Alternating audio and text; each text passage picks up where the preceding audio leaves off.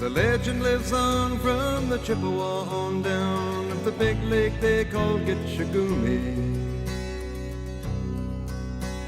The lake, it is said, never gives up her dead when the skies of November turn gloomy. With a load of iron ore, 26,000 tons more than the Edmund Fitzgerald weighed empty. That good ship and true was a bone to be chewed when the gales of November came early. The ship was the pride of the American side, coming back from some mill in Wisconsin. As the big freighters go, it was bigger than most, with a crew and good captain well seasoned, concluding some terms with a couple of steel firms when they left fully loaded for Cleveland.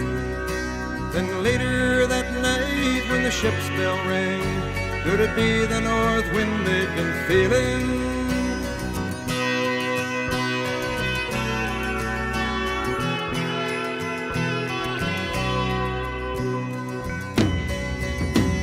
The wind in the wires made a tattletale sound, and the wave broke over the railing.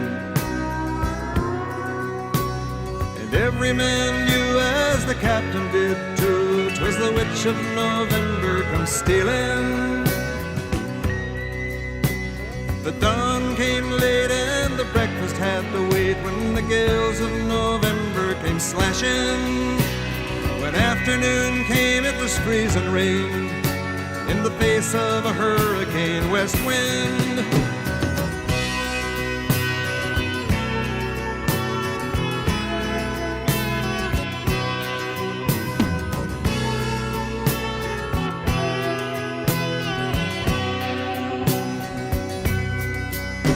When supper time came, the old cook came on deck saying, "Fellas, it's too rough to feed you."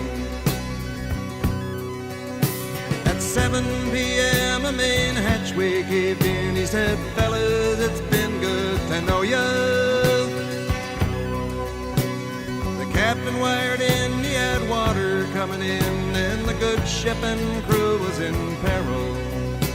And later that night, when his lights went out of sight, came the wreck of the Edmund Fitzgerald.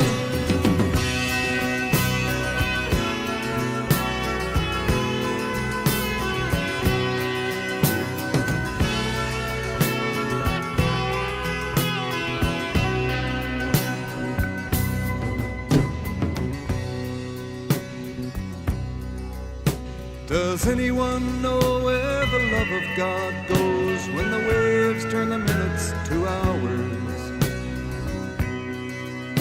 The searchers all say they'd have made Whitefish Bay if they'd put 15 more miles behind her. They might have split up or they might have capsized. They may have broke deep and took water.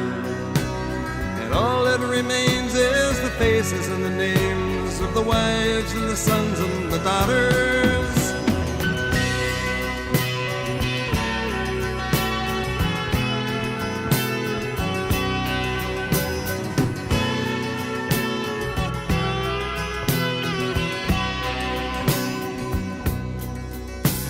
Lake Huron rolls, Superior sings in the rooms of her ice-water mansion. Old Michigan steams like a young man's dreams. The islands and bays are for sportsmen. And farther below, Lake Ontario takes in what Lake Erie can send her. And the iron boats go, as the mariners all know, with the gales of November remembered.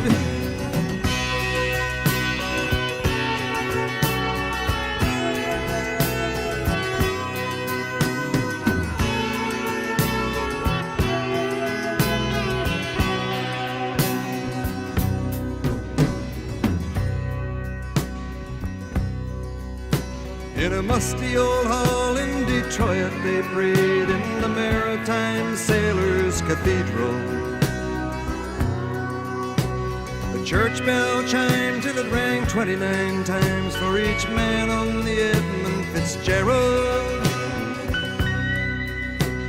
The legend lives on from the Chippewa down of the big lake they call Gitchagumi.